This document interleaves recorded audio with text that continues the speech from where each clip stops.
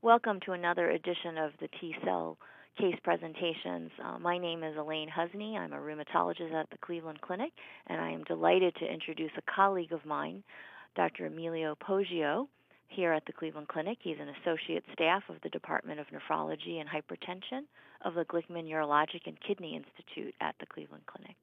He also has joint appointments in the Transplant Center here at the Cleveland Clinic, as well as the Department of Immunology at our Lerner Research Institute. He will be taking us through a case study that will highlight not only the principles of immune mechanisms related to organ rejection, but also the mechanisms of action of immunosuppressive drugs that we are currently using, including for induction therapy, maintenance therapy, as well as novel therapeutic targets, such as the new co-stimulatory agents, Belatacept. As we all know, the field of organ transplantation has accelerated remarkably since the human MHC was discovered in the 1960s. The role of these different components of the immune system involved in tolerance and rejection of grafts have really been better defined, and I am really looking forward to hear Dr. Poggio's expert insights in this field through this case study. Thank you very much for the introduction. The objectives of these presentations are to understand the immune mechanisms of transplant organ rejection, to review the mechanisms of action of currently used immunosuppressive drugs, and to review novel therapeutic targets. I'm going to start my presentation with a case. This is a 38-year-old female with a history of end-stage renal disease due to lupus nephritis who received a deceased donor kidney transplant 3 years ago. The organ was a standard criteria donor, kidney, but with prolonged cold ischemia time, and only one HLA antigen was shared between the donor and recipient. The patient had a PRA, or antibodies against HLA antigens, which was greater than 50%. The patient was induced with rapid Anti-Thymocyte globulin and maintained on tacrolimus, mycophenolic, mofetil, and prednisone. Following transplantation, the patient's creatinine was 1.5 milligram per deciliter and had no proteinuria. The patient's only complaint were occasional headaches and tremors. At 6 months post-transplantation, her creatinine was ranging between 1.5 and 2 milligrams per deciliter. An allograft biopsy demonstrated no graft rejection but tubular atrophy and interstitial fibrosis, along with mild acute tubular injury. In view of the clinical symptoms and pathological findings, consideration was given to either decrease the dose of tacrolimus or switching her to an alternative drug in order to minimize drug toxicity. So, in the United States, solid organ transplantation is the best treatment for end-stage organ disease. Organ transplantation, as of October of 2012, 116,000 patients have been waiting for an organ transplantation, but as of July of 2012, approximately 17,000 organs have been transplanted in the United States. So it is a common procedure despite its complexity. The outcomes of solid organ transplantations are acceptable, and they are encouraging at 1 year, for most, as you can see in this table. For patients receiving a kidney, liver, heart, lung, or pancreas, the 1-year survival of the graft is 80%, 85%, or higher, especially for living donors, in which the 1-year graft survival is 96%. 5-year graft survival starts to decline with about 70 to 80% survival rates for kidney transplant recipients and approximately 70% for liver, heart, and pancreas transplant recipients. The half-life, which is measured as the number of years for 50% of the kidneys that were functioning 1 year post-transplantation to fail, is approximately between 10 and 15 years, depending on the organ. Currently, in the United States, we have about 200,000 transplant recipients alive. So, what are the main limitations to long-term survival of allografts? Well, acute and chronic allograft rejection remains a main limitation. Complications derived from toxicities of immunosuppressive drugs is the other big one. And then death of our patients with functioning graft is the other main limitation. So this is a multiple choice question. And the first which reads, what are the cellular mechanisms involved in solid organ transplantation? A, the major immunological target is the donor MHC molecules. B, donor-derived antigen-presenting cells can present donor MHC to recipient T cells. C. Recipient-derived antigen-presenting cells can present MHC to recipient T cells. D. A and C are correct. Or E. All of the above are correct.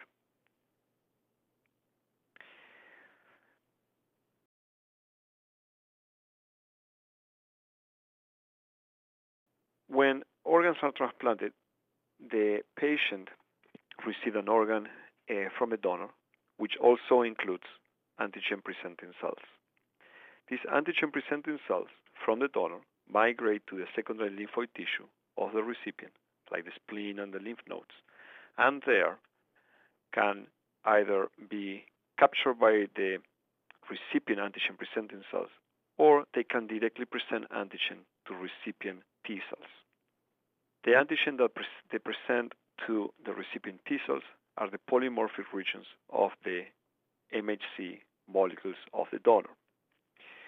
In this situation, what we call the direct presentation of alloantigen, in which the host-derived T cell recognizes antigen in the context of donor-derived MHC presentation, is one of the mechanisms for allograft rejection. This can only happen in the setting of transplantation, as there is no other biological situation in which donor-derived antigen-presenting cells can be in an individual. The more physiologic way of antigen presentation is through host-derived antigen-presenting cells.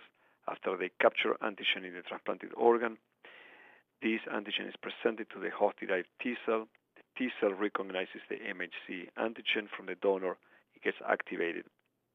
After this, the activated T cells migrate back from the secondary lymphoid tissues, and they go from the spleen and lymph nodes back to the transplanted organ, where they exert their effector functions and reject the kidney. So the donor MHC is the immune target of solid organ rejection. What are MHC molecules? Well, it's a group of highly polymorphic genes that they are located encoded in the short arm of chromosome 6. In humans, it is called the human leukocyte antigen complex, and there are two classes, class 1 and class 2, and organs can be rejected through both class 1 and class 2 antigens. These molecules are crucial to T cell recognition of antigen. So in summary, donor MHC are the principal targets of immune response to allografts, both cellular and humoral. There are two classes, as I mentioned, class 1 and class 2. They have different structure. The class 1 HLA antigens are located in all nucleated cells, and they are commonly recognized by CD8-positive T cells. The HLA class 2 alloantigens have a different structure with two subunits, and they are located only on antigen-presenting cells like B cells, macrophages, dendritic cells, and they are mostly recognized by CD4-positive T cells.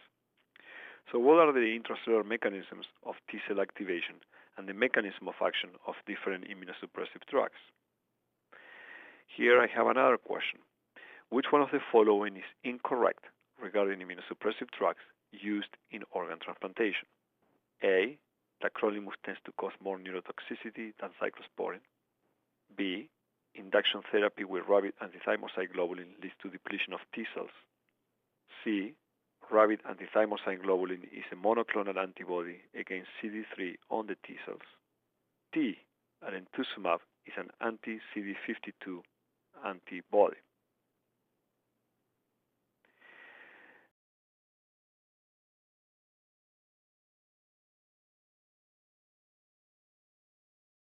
This picture depicts the intracellular mechanisms of T cell activation.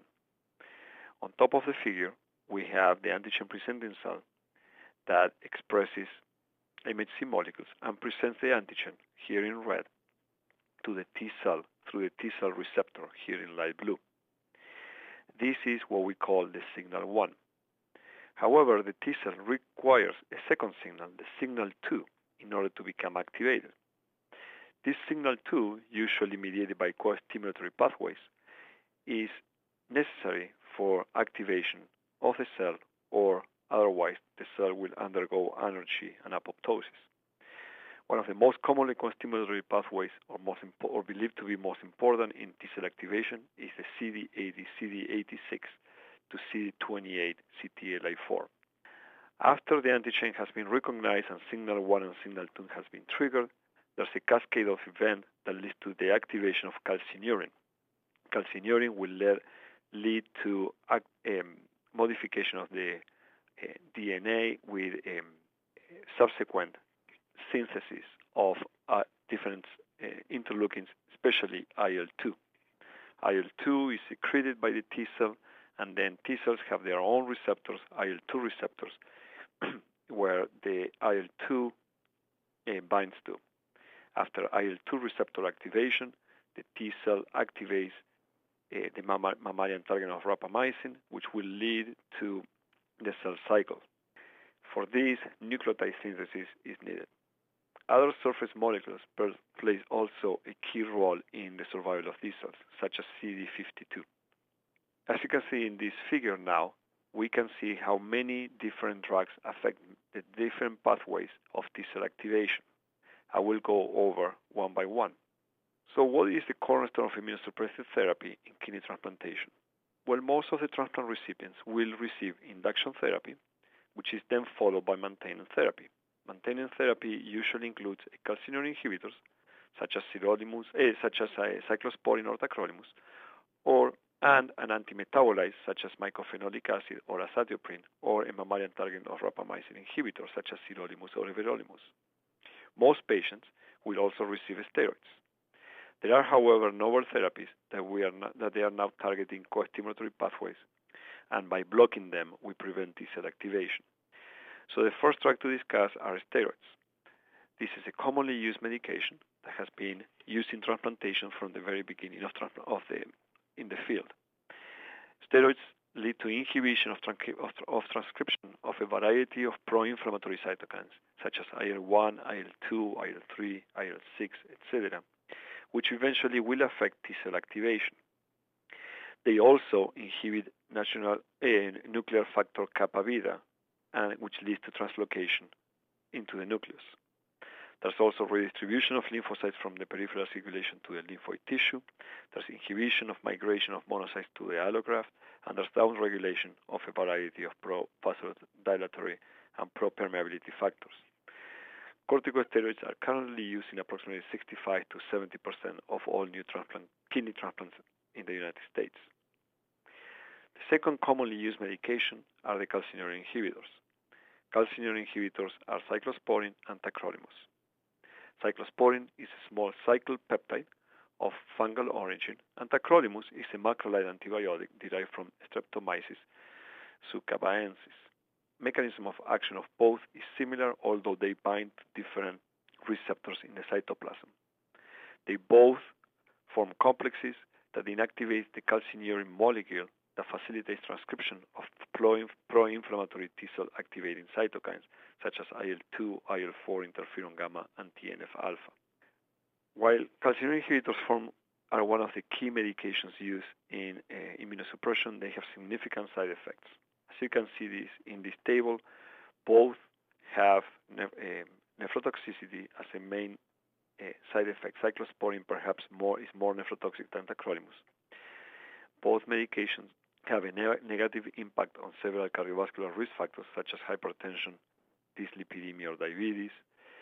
They both lead to neurotoxicity, especially tacrolimus, hyperkalemia, hypomagnesemia, and other complications.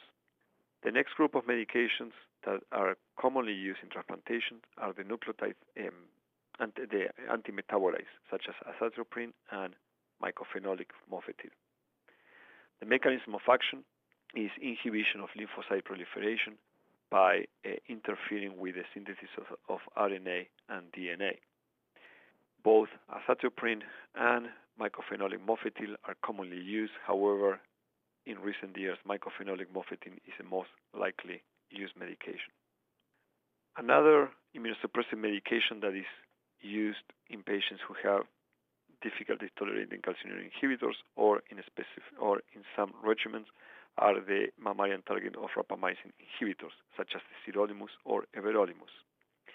Sirolimus is a macrolide antibiotic structurally similar to the tacrolimus, which also binds to the same cytoplasmic receptor, the FK binding protein in the cytoplasm. The complex that this drug forms with the FKBP molecule inactivates the mammalian target of rapamycin, which is a regulatory kinase that otherwise is integral in biochemical pathways involved in lymphocytic divisions. Finally, there's a group of biological agents or antibodies that are commonly used in transplantation. These medications are now used in approximately 70 to 80% of the transplant recipients, and they are used mostly as induction therapy, that is, at the time of transplantation. In general, they lead to less acute rejection episodes. However, there's higher incidence. They tend to be higher in incidence of opportunistic infections and malignancies. We will start with the IL-2 receptor blockers, or the anti-CD25 monoclonal antibodies.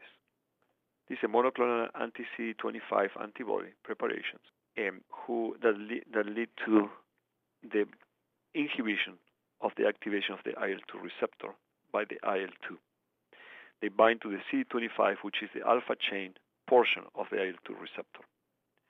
They are only used for induction therapy, and they are not indicated for the treatment of rejection episodes. There were two commercially available.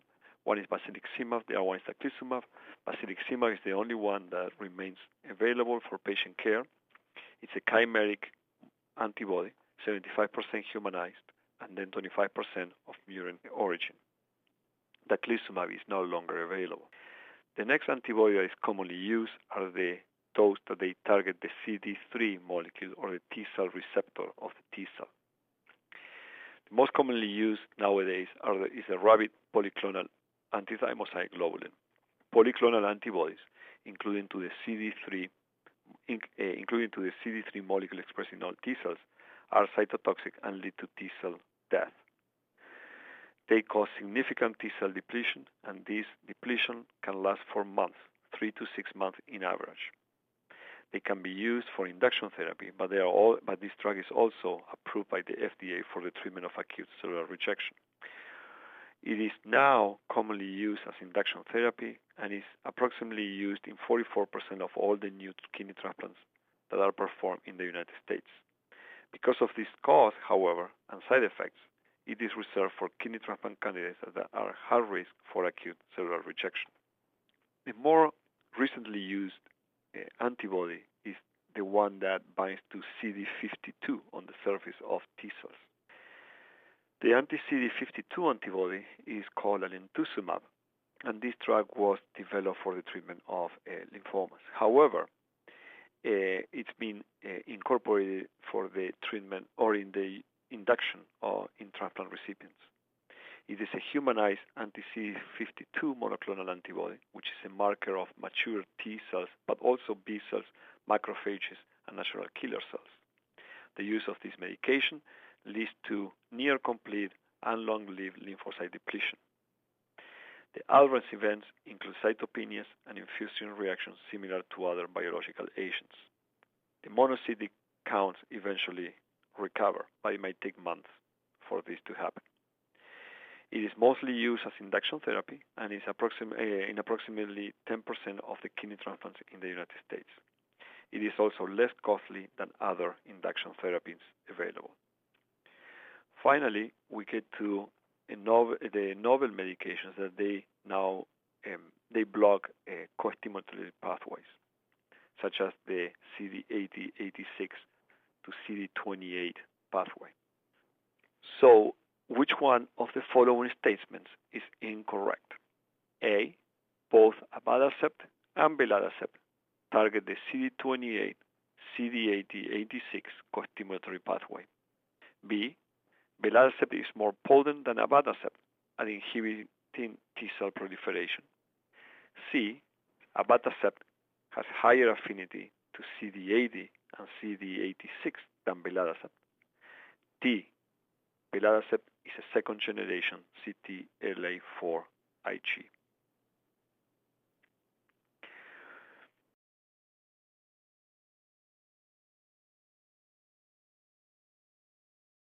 As you can see in this slide, there are several pathways of co-stimulation between the antigen-presenting cells and the T cells.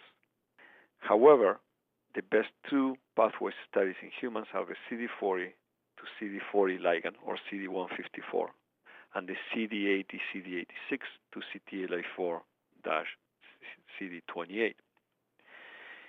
Initial studies targeting the CD40 to CD40 ligand pathway in humans were not successful due to side effects of the medications. But however, this pathway is currently being considered for novel therapeutics. On the other hand, the CD80, CD86, CD28 pathway has now an FDA drug approved that can block this pathway and lead to T cell inhibition. The CD28, CD80-CD26 pathway is a key pathway for T cell activation. The CD28 is a homodimeric transmembrane protein. CD28 is constitutively expressed on 95% of CD4 positive T cells and more than 50% of CD8 positive T cells. CD80 is inducible, and CD86 is constitutively expressed on all antigen-presenting cells. The CD28 signal triggers survival, proliferation, and cytokine production by T helper T cells. There are two drugs that they target this pathway, the abatacept and the belatacept. Both drugs target the same pathway, and they both lead to T cell inactivation. However, belatacept is a second-generation CTLA4 Ig and is more potent than abatacept in controlling this pathway. Belatacept binds to CD86 and CD80 with higher affinity than abatacept, 4- and 2-fold respectively. Overall, belatacept is 10-fold more potent than abatacept in inhibiting T cell activation. That's why belatacept can be used in the setting of transplantation, because it's a more potent drug. There have been several clinical trials that led to FDA approval of this medication. The main clinical trial, now with 3 years of outcome, is the BENEFIT study.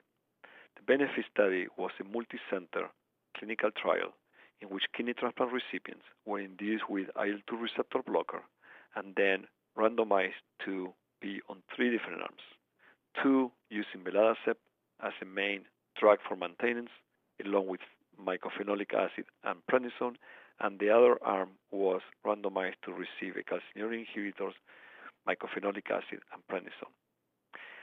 As we can see from this graph, those patients who received belatacept had higher kidney function for the first 3 years since transplantation, from transplantation, when compared to those patients receiving cyclosporine.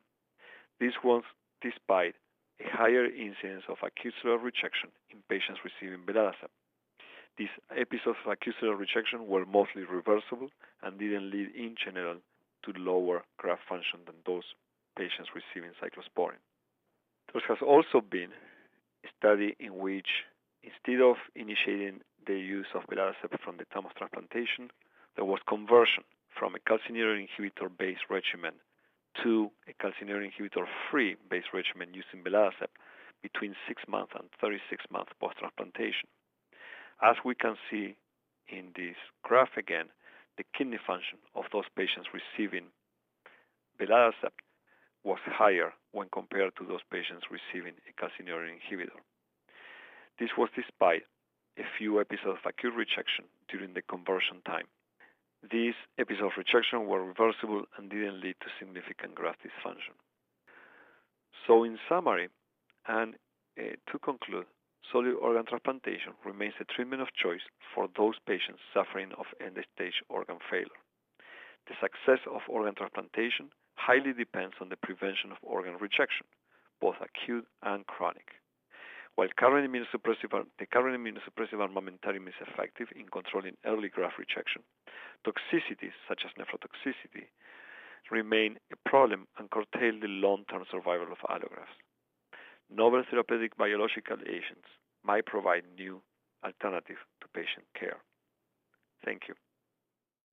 Thank you. This has been a very stimulating case on a very complex matter, as the advances of transplant immunology, specifically those principles that were highlighted in today's talk, have really allowed for an enormous amount of growth in organ and tissue transplantation medicine over the past 2 to 3 decades. The development of more targeted agents that interfere with the alloimmune response have really had a crucial role in the success of organ transplants in our patients. The combination of these therapeutic agents that work synergistically, leading to hopefully lower doses of immunosuppressive drugs that are needed in the individualized patient, and in turn hopefully reduce toxicity. So thank you once again, Dr. Poggio, for an excellent case presentation. I look forward to seeing and hearing from you in our next T-cell case presentation. Thank you.